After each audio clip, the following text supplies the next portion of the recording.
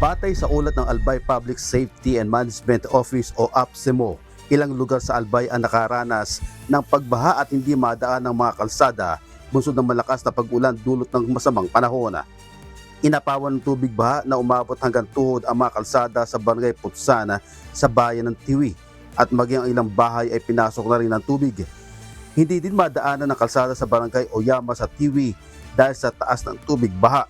Samantala, naganap ang isang flash flood sa Barangay Horoan kung saan hindi makadaan ang mga light vehicles dahil sa malakas na pagragasa ng tubig.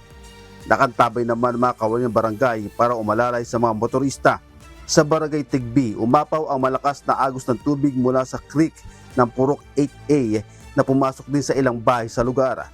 Bandang alas 4 ng hapon kahapon, hindi na madaanan ng maliit na sasakyan ang kalsada sa Barangay Ologon sa bayan ng Libona. Hindi na madaanan ng anumang uri na sasakyan ang crossing road sa Barangay Bonbon, Libona.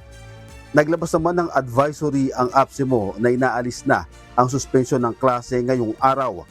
Sa huling tala ng OCD Bicol, umabot sa 950 individual, 420 rolling cargoes, 9 na sasakyang pandagat at 3 motorized bangka ang na-stranded sa iba't ibang pantalan sa Bicol dahil sa masamang panahon.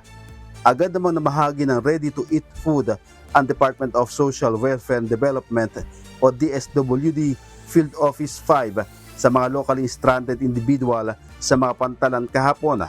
Samantala, pinahintulutan na ng Philippine Coast Guard ang pagbiyahe ng mga sasakyang pandagat matapos bumuti ang lagay ng panahon. Jerry Galicia, humahataw sa Balita Ngayon.